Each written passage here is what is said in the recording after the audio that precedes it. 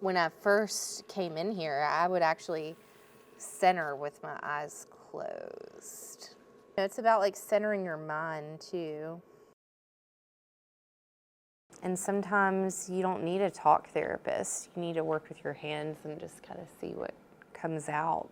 Or maybe you don't even need to talk about it. Maybe you need to make something new to move forward.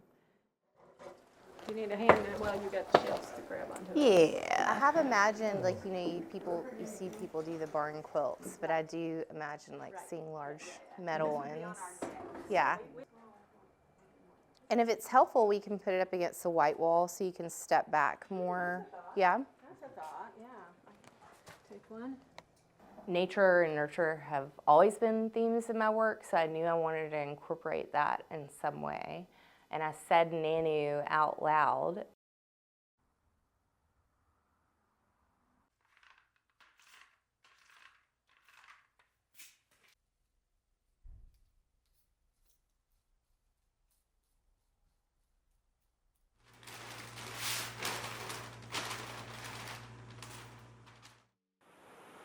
Small yet thriving North Carolina mountain town, Old Fort saw a significant amount of damage.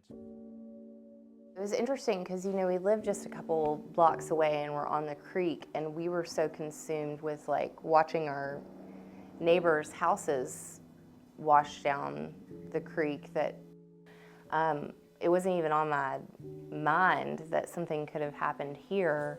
But I walked with a neighbor down Catawba, and that's when it really hit me when we finally got to the town center. And my neighbor Megan walked in with me, and we didn't know each other that well, and I think in some ways it kept me from breaking down, but I was also in such shock.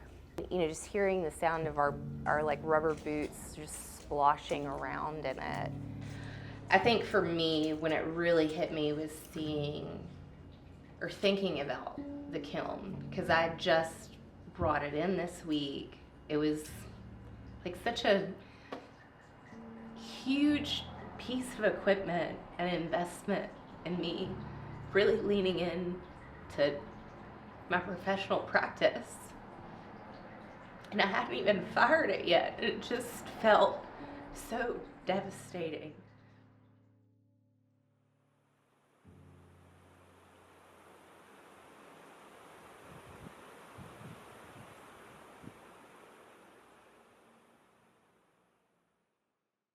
Since it's been worked on, because it was not this cleaned up, the sounds of the creek are not the same as before the storm. Just the cadence, the sound of the different rocks, the hollowness of it.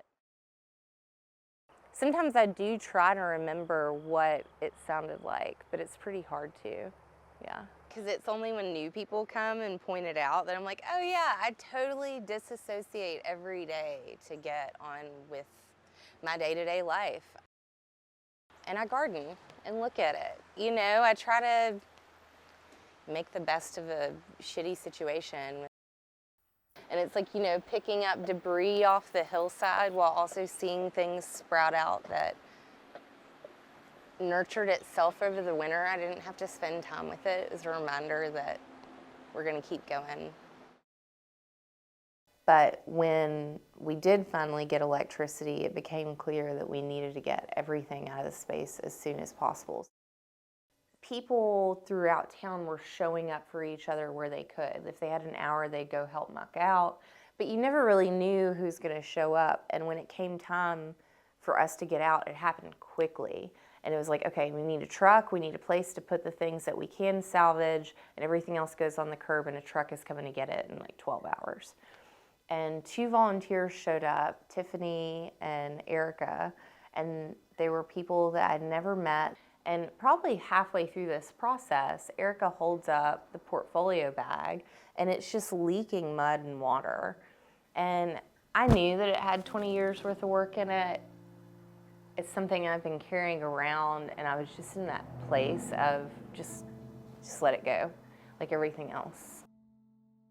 The reason that I took it, because she was, we were in here cleaning up and shoveling mud out the doors, and I found that case and I went to open it up and like pouring water out of it. And I was like, hey, what do you want to do with this? And she was just like, she gave me the look like, so sad, but she said, fuck it, just throw it away. Just get it, just we're trying to clean up. And so like, I just had that in my head the whole time I was going through it. And like years and years of work in that case, I just could not let it go to waste. And I'd never even met Katie before that day. Say buddy, hey. Oh, you're so awesome. Good for you. So happy for you. It's just I mean,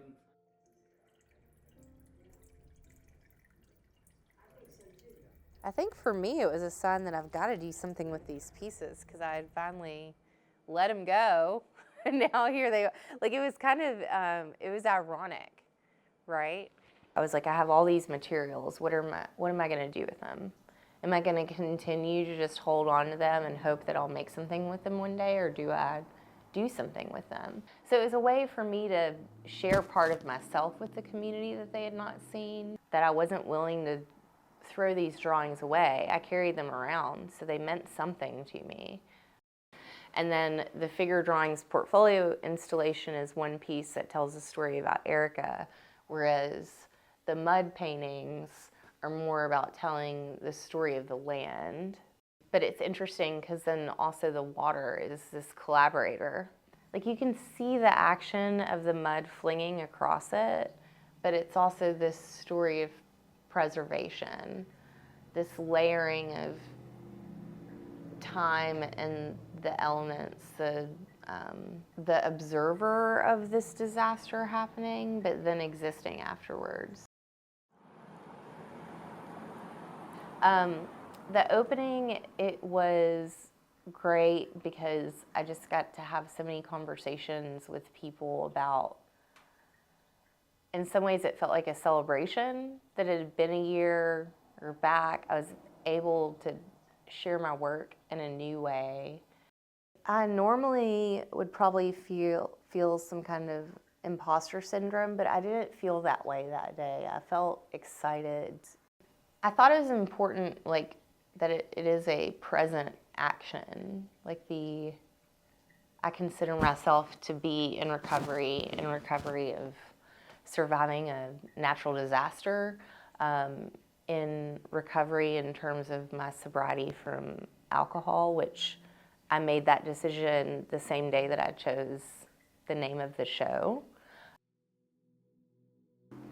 I mean, part of sobriety is being present, right? Being able to sit in the uncomfortable feelings without masking it. Yeah, it felt good just to show without abandonment.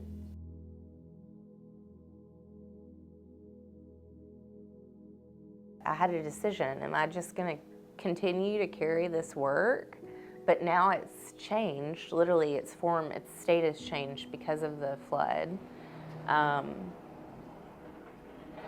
And I just thought, none of this is ruined. You need to share it so we can all feel this kind of resiliency through the pain.